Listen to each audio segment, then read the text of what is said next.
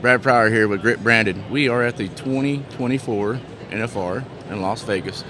Had a buddy of mine stop by and talk to him about some stuff. Josh Ward. What's going on, my friend?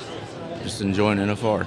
Well, it's been a heck of a time. This has been my best one out. We got to play the opening performance out yonder on the 10th, and coming from a rodeo background, that was the biggest thing, accolade-wise, rodeo that I've ever got to do. It's just give back to the sport, but to walk out there in front of them yellow bucking chutes was something else. I mean, cool.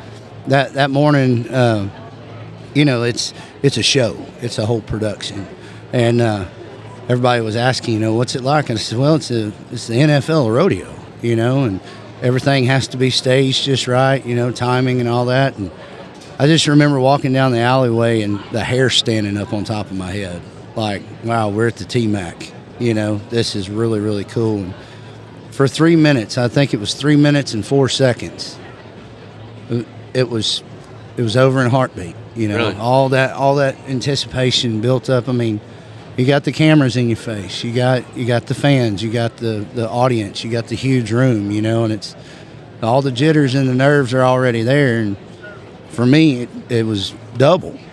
I told somebody, they said, man, what was it like playing the arena? I said, I think to any other performer, it would have just been a show. Right. But for me, it went a little deeper. So, but it was fun, man. We got to come out here and hang out with, all the sponsors and stuff. We've done CM and Sanch and all them. Got to visit with them and really enjoyed it this year. Hadn't spent a lot of money. I mean, hadn't lost a lot of money. Hadn't lost a lot. I told myself whenever I got here, I said, every year this place wasn't built on winners. No. No. They're celebrated, but not built here. Yeah. So, how many more shows you got this week? So we got the Silverton tonight, and I fly out at 5:15 in the morning. We've had Silverton last night, opening deal for Cowboys and Indians. That was a fun one. We're going to mix it up tonight, change the setup a little bit. That way it ain't the same show. But they've always been good to us, man. We played for them for, the past few years since we've been coming out. So if it ain't broke, don't fix it. Let's go have a good time. So how long you been doing music? Music, I mean, all together, palling around, playing little old open mics and beer joints, 20 years. I mean, good solid. So 20 years. So if you had to give advice to somebody that gets microphone skittish, or, when you put what do you do when you get nervous? So if you're on a big stage and you've never been on before, what do you think about, or what advice would you give them? Well, I mean, as far as the music side of things, I mean, yes, I'm always nervous. If you ain't nervous, you don't love it enough, right. And it might be, you're nervous because you want to perform to the best of your abilities. Obviously, that's number one. But you don't want to let anybody down, man. I mean, I take my show really, really personal. I mean, I want to reach out and touch everybody there. And if I go in there and just mail it in, they've waited all month, all year to come see that one show, and I've got to be on. Right. So yeah, the nerves are still there about that. But as far as speaking, man, I could sing to 100,000, but to have to talk to them, it's different. It really is. You have singers, you have performers, you have people that get up and can convey a message to somebody. Speakers. It's the same thing. It's still, you gotta know how to approach your audience, I guess. And then as soon as you figure that out, that's when it starts getting comfortable with you. When you know your audience, it makes it a little easier. Right. It ain't just walking into a room with a bunch of somebody that you don't know. They're there for a reason. So my side of it's easy. But yeah, if I had to get up and speak at conventions and stuff like that, I wouldn't be too good at it. I mean, I'm good at, yelling at somebody at a toolbox meeting. I know how to push the crew. I know how to talk to them, but I don't know how to talk to a bunch of people. So, truth be told, I'm shy. I mean, I really am. I get in there and it's like, you're reading the room, right. and it's like, all right, what questions this person going to ask me, you know, and you got to be, I try to be genuine, you know, like I told somebody the other day that was like, what is it like being an artist? I said, it's cool. We get to perform and do what we love for a living. I said, but I'm just a normal guy with a cool job title. Right. That's the only thing that I got. Yeah. Other than that, you take that title away and I'm same old me. Right. You know, I hadn't changed. I hadn't changed for the music or nothing like that. But I'm a pretty shy individual, and I try to make that not come off like I'm a Superstar. Yeah, superstar. Right. Yeah. But I think it's interesting you said that because I feel the same way. I think what does make me nervous is when I walk in a room, I'm trying to read it. Mm-hmm. I'm trying to, what's coming, you know? Yeah. Especially when there's an open mic like we're doing right now. You don't have a clue what we're going to talk about. No. But it's, you know, it is what it is. That's what makes it special. Right. Like this is a one-off. This wasn't thought about. Right. You know. So And I like that too. So, where were you born and raised? Born and raised in Galveston, Texas is where I was born at. But born and raised right there, Splendora, 55 miles north of Houston. Kind of in between, I would say, Lufkin and Houston. Best way to describe it. A little town called Splendora. Splendora. Oh yeah, biggest speed trap you ever been through. Most of the little towns are. Oh yeah, yeah. It grew up. I left home at an early age. You know, got out on my own. I left home at 15, and you know, I was bumping around, working odd and end jobs, and started rodeoing and stuff like that with some of my younger friends, and you know, that took me at a different place. So moved up to San Jacinto County, kind of moved around like a gypsy there for the first few years of my life, working. I mean, heck, I lived on the road, basically what I did. I mean, my 18th birthday, I was rolling in a Shell oil refinery, you know, and worked shutdowns, worked drilling rigs, pipelines, all that stuff. I mean, it's and I've always lived out of a bag. I mean, it's crazy. Even now, you know, I traded one life for another one. Yeah, it gets crazy, man. It gets crazy out there as far as, like, you know, coming from where I was to where it is now. I've learned a lot along the way, you know, a lot of don'ts, whatnots to do. But, you know, at 44 years old now, when you think you got life figured out, Right. you don't. No. You know, but I have, man. I've lived a crazy lifestyle. It's always been go, go, go, go, go. And until I got into the entertainment business was when that gear shifted. I was like, whoa, I gotta take this on whole new persona on. I'm a entertainer now. I'm not that guy wearing the hard hat or the guy, you know, horseback, you know, spouting orders to somebody. I've got to be this guy. To me, it came natural. It was just be who you are, continue to be who you are, and stay humble. Those good things are going to come to you just because of that. You ain't got to get out there and be larger than life. Be the same old you. And I think my upbringing from where it started made me that humble. Right. You know, seeing different phases of life. When you get to this one, you kind of know how to handle yourself. Right.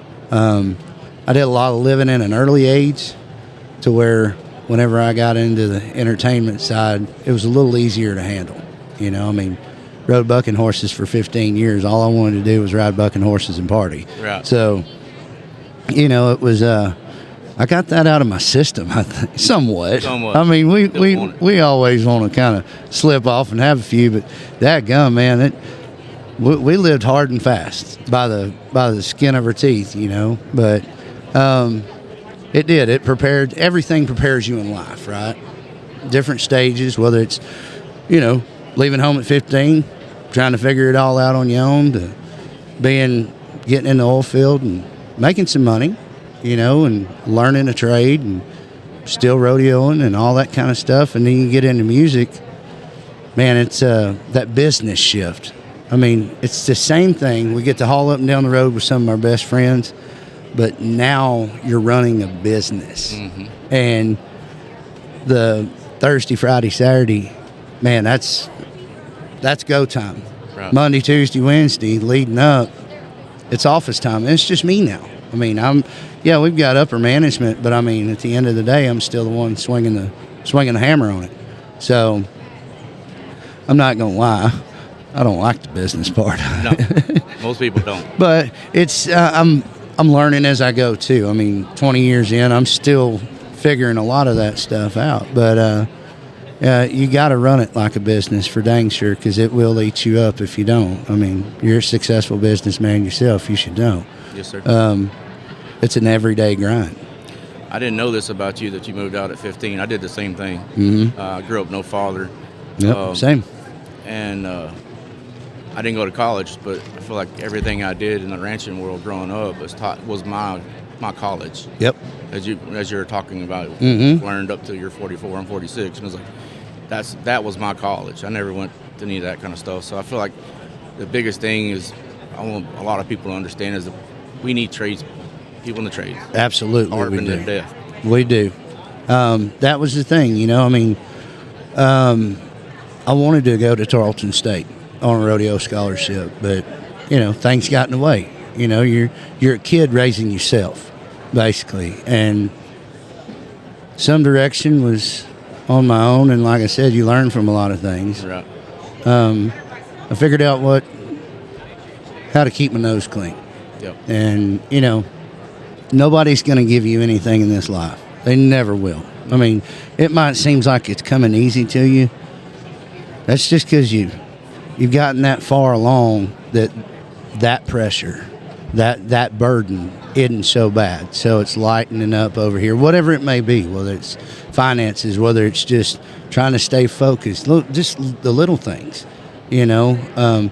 You learn how to handle them a lot easier if you've, I hate to say, been where you've been. Right. But it does. It hardens you up. It lets you know that you can handle damn near anything when you didn't have it in the first place. Right. So, I mean, that I was that kid. I mean, I grew up the same way. You know, left home 15 and had to figure it out. You know, when it came to getting what I needed, I was the one that had to do it or go without. Wouldn't work. Wouldn't work. And you know, the whole a lot of living in a short period of time, talking about tradesmen, you know, I knew that I couldn't make the grades, right, college-wise.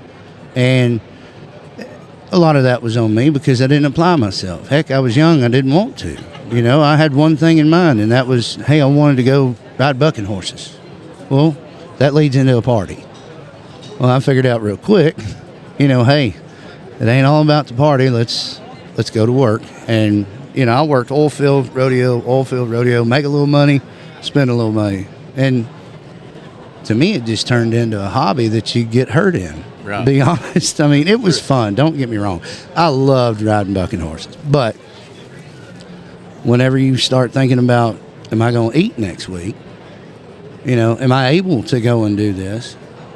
You know, the real life hard facts started hitting me in the face. Like, no, you can't. You know, look at everybody else. They're doing well. You're still right here. So I was like, well, go put a wrench in your hand. Yep. And I did anything from shovel dog shit out of a bird dog kennel to working cows to oil filling. And you talk about a trade. Our young men, our young women, I mean, learn something. You can go to college, yes. But sitting here talking to two guys that didn't and that are successful, it proves to you that you can. It's all about how much you want it. Yeah. You know, the grit. What are you willing to sacrifice? You know, I'm willing to sacrifice everything just to make sure that we go eat tomorrow. You know, I'm willing to sacrifice on my side to make sure that my crew, my camp are taken care of. Because if you don't have them underneath you and you're by yourself, that's a big old room to stand in. Oh, yeah. So, it's the same kind of lifestyle, man. So I'm glad you mentioned that because a lot of people wouldn't even. No, and another challenge that coming up how we came up, we had to not beg for a job, but we had to earn our jobs. Yes. Earn our piece. Now we're begging people Mm-hmm. to work. Yep. And I think that is polar out. You know, the world's against you, and then you're out here trying to find a job, and you're trying to find to better yourself. And that was a different era. Yeah. It's changed so much. I mean, now it's, you're trying to find help, and people, I don't want to sound bad, but sometimes it just feels like they don't want to work, I run through the same thing in my business. I mean, I've been very, very blessed to keep the same crew around that I got. And you don't see that in the music industry anymore either. You don't see bands stick around for 10 years, 20 years, that kind of deal. But I got some lifers out there that, that would walk through fire with me. So, but they want to work. But you go hire these guys, and it's like, well, I don't want to push gear. That's really not my job. And I'm like, maybe in a different camp, but over here, we do work. Right. I'll jump off the bus. Right. And hump gear. If my crew needs it, I'm gonna be out there being the one tarp everything up if it starts raining. That's mine. At the end of the day, it's mine, and I have to do everything I can to protect it. So I need guys with the same mindset here to be able to do that, and somebody that does want to get in and work. Right. It's hard. You hear it every day. It's hard finding good help. So it's a different world. I've learned to really how to deal with people. Yeah. In the work field, I mean, I was a hard ass. Yeah. And I still am, but I've taken the notion of, hey man, you can get a whole lot farther just having a decent conversation with somebody before, the 26 or 32-year-old comes out in me. Right. That just wants to fly off the handle because it wasn't done the way that I wanted to, or the way that it should be, or didn't get done at all. Right. I'm like, guys, this is what I ask you to do. And it doesn't happen much because they know their job. Right. I don't show up and micromanage by any means. I wouldn't want it done to me. If I know my job and I know my place, let me show up, do my job. If you can help me or think you can help me in something, absolutely, I'm all ears. But I've learned to stay in my lane. Yep. This is mine.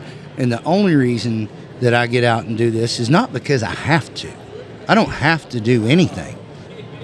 Just like you pulling up on a side or whatever. You ain't got to get out of that truck.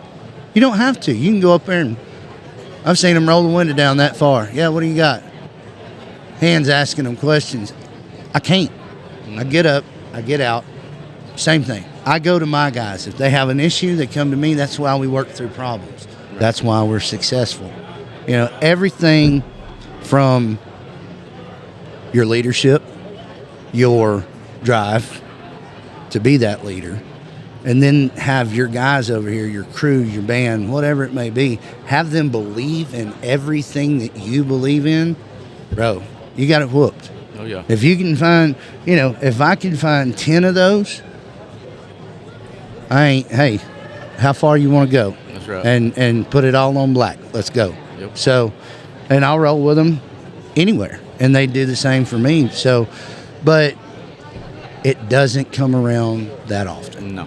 And it's almost like those turn into family. Those are the ones that, I describe it too. Yeah. We have a big family, and I've been in business for 23 years. And each and every Tuesday, catch a new episode of Grip Branded as we dive into stories from all walks of life in the hopes of you discovering what your grit is.